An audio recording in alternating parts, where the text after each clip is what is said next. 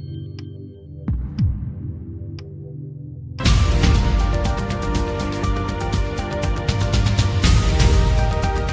Alan Sugar, this is why your tweet about Senegal's World Cup team is racist.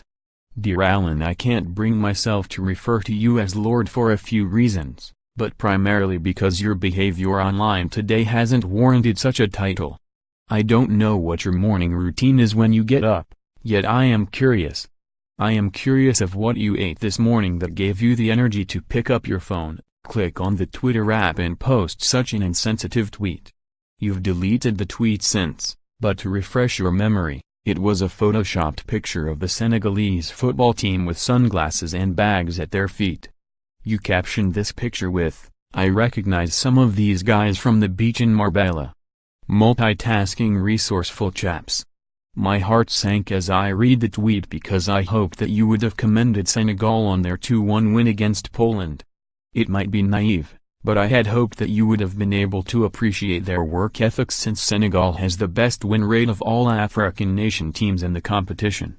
These are qualities you speak of with admiration when choosing your apprentices, but somehow overlooked in your quest to make a funny joke.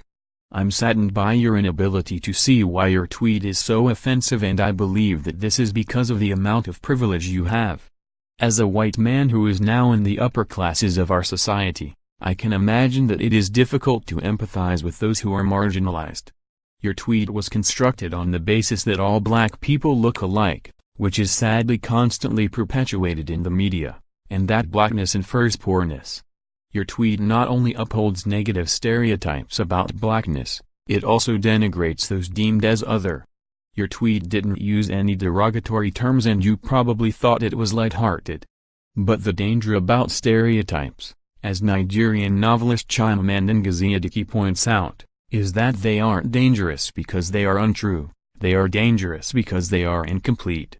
By tweeting in such a way, you encourage a single narrative of blackness. It is an absolute honor to represent one's country, and these players have taken the task seriously.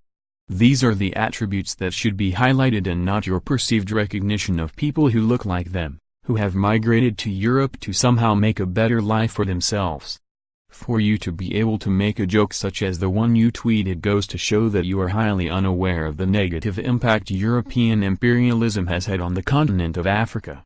Alexander Golovin's dad drops major transfer hint amid Chelsea, Arsenal and Man United links Mohamed Salah's World Cup dream all but over as rampant Russia defeat Egypt. What is VAR, how does it work and when is it used in football?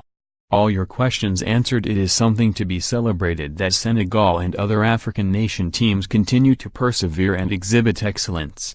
It is also something that we need to address collectively about why people must be looked upon with casual disdain when working to better themselves.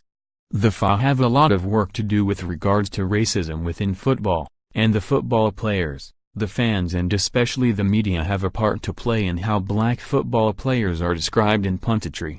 Racism comes in many forms, both big and small. Through your joke, people who laugh with you encourage a culture of consent to synonymize blackness with poverty, and that isn't acceptable. I was unsure as to whether I should write this piece, but then I reminded myself of American writer Audre Lorde's words from A Litany for Survival, in which she says, "And when we speak we are afraid our words will not be heard nor welcomed, but when we are silent we are still afraid." So it is better to speak remembering we were never meant to survive.